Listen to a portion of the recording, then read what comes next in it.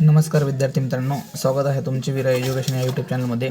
तर आज आपण बघणार आहोत वर्णमालेवर आधारित 25 प्रश्न, जे की संभाव्य प्रश्न राहतील व इतर स्पर्धा परीक्षेमध्ये वारंवार विचारलेले किंवा रिपीट झालेले जे प्रश्न आहेत त्यावर आधारित आपण वर्णमालेवर स्पेशल 25 प्रश्नांची टेस्ट घेतलेली आहे। त्यातील हे काही 25 प्रश्न तर बघूया। प्रश्न क्रमांक पहिला आहे बघा, मराठी भाषेचा अभिजात दर्जा शोधण्यासाठी शासनाने टिंब यांच्या अध्यक्षतेखाली एक समिती नेमली होती। त्या व्यक्तीचं नाव जे होतं ते रंगनाथ पठारे होतं आणि ही समिती जी आहे कधी स्थापन केली होती तर 10 जानेवारी 2012 रोजी 10 जानेवारी 2012 रोजी रंगनाथ पठारे यांच्या अध्यक्षतेखाली एक समिती नेमलेली होती मराठी भाषेला अभिजात दर्जा मिळवण्यासाठी। प्रश्न क्रमांक 2, सेतुबंध हा ग्रंथ खालीलपैकी कोणी लिहिला तर हा ग्रंथ प्रवर सेवा यांनी लिहिलेला आहे। प्रश्न क्रमांक 3, लिपीचा शोध लागल्याने आपल्याला काय शक्य झाले आहेत तर आपल्याला लेखन शक्य झालेले आहे। मराठी भाषेचे शिवाजी म्हणून कोणास ओळखले जाते तर विष्णुशास्त्री चिपळूणकर यांना मराठी भाषेचे शिवाजी म्हणून ओळखले जाते। प्रश्न क्रमांक 5, मराठी भाषेचे पाणिनी कोणाला म्हटले जाते तर दादोबा पांडुरंग तरखडकर यांना मराठी भाषेचे पाणिनी असे म्हटले जाते। दादोबा पांडुरंग तरखडकर यांना मराठी भाषेचे पाणिनी असे म्हटले जाते।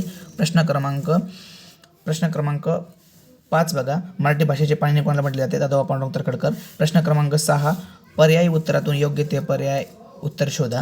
भाषा नदीच्या प्रवाहाप्रमाणे असते कारण भाषेमध्ये बदल होत जातात। ऑप्शन क्रमांक बी।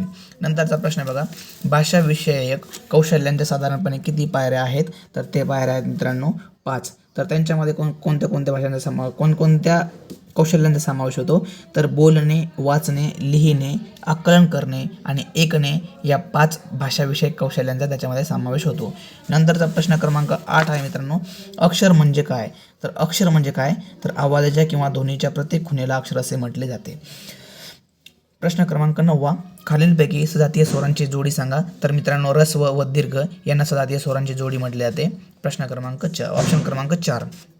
नंतरचा आहे प्रश्न क्रमांक 10, खालीलपैकी कोणत्या वर्णांच्या पूर्वी स्वर येतो तर मित्रांनो हे स्वरादीविषयी विचारलेलं आहे, कारण की स्वर आहे ज्यांच्या आधी त्यांना म्हणतात स्वरादी। या इथं आपल्याला स्वरादी याच्यामध्ये आ आहेत म्हणून याच्यामध्ये सी ऑप्शन बरोबर आहे।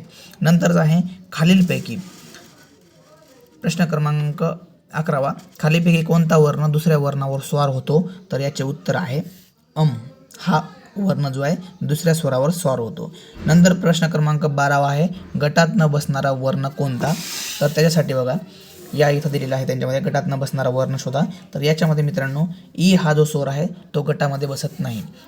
ई हा स्वर गटामध्ये बसत नाही कारण की अ, ई आणि उ हे ह्रस्व आहेत, याच्यामध्ये एकमेव फक्त ई जो आहे तो दीर्घ स्वर आहे म्हणून त्याच्यामध्ये बसत नाही। नंतरचा बघा प्रश्न क्रमांक 13 मध्ये सांगितलेले ए ऐ ओ औ हे वर्ण खालीलपैकी कोणत्या प्रकारात मोडतात तर मित्रांनो हे जे आहेत ना हे संयुक्त स्वर आहेत, ज्यांच्यामध्ये 2 स्वर एकत्र येऊन जे बनलेले स्वर आहेत त्यांना संयुक्त स्वर असं म्हणतात। ऑप्शन क्रमांक सी। नंतर आहे 14, व्यंजनास टिंब असेही म्हणतात तर व्यंजनांना परवर्ण म्हणतात मित्रांनो। परसवर्ण जे आहेत ते अनुनासिकांना म्हणतात, व्यंजनांना परवर्ण असं म्हणतात।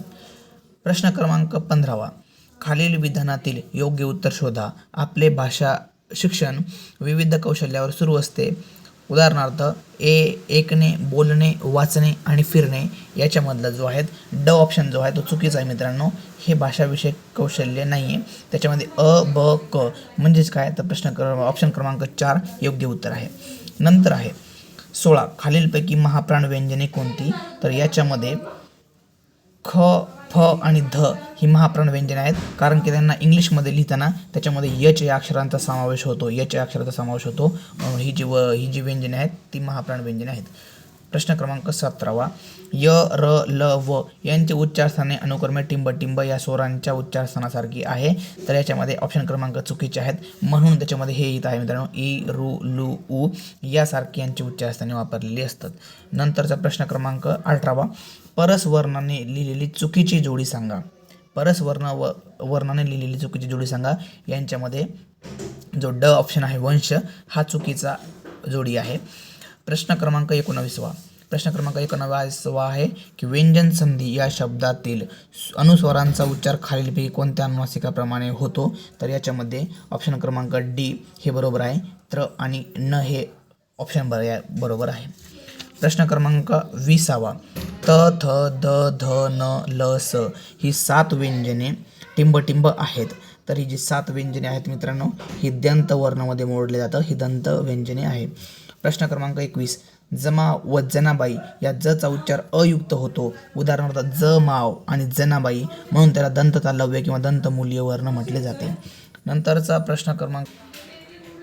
नंतरचा आहे मित्रांनो प्रश्न क्रमांक 23 धृतराष्ट्र या शब्दात एकूण किती व्यंजने आहेत. तर धृतराष्ट्र या शब्दात एकूण व्यंजने आहेत 6. कसं आहेत ते तुम्ही काढून घेऊ शकता. नंतरचा आहे प्रश्न क्रमांक 24 निभृत उच्चार म्हणजे काय. तर निभृत म्हणजे काय, तर याला प्रश्न क्रमांक डी आहे. निभृत म्हणजे तुकडा उच्चार. प्रश्न क्रमांक शेवटचा 25 राम वनात जातो या वाक्यात एकूण किती मूलध्वनी आहेत. तर याच्यामध्ये याचं ऑप्शन क्रमांक किती आहेत ते तुम्ही मला कमेंट करून सांगू शकता. आणि अशा प्रकारच्या प्रश्नसंचासाठी म्हणजे संभाव्य प्रश्न असेल किंवा रिपीट झालेले प्रश्न असेल आपल्या विरा एज्युकेशन या यूट्यूब चॅनलला सबस्क्राईब करा आणि त्याचबरोबर बेल आयकॉनसुद्धा प्रेस करा. जय हिंद.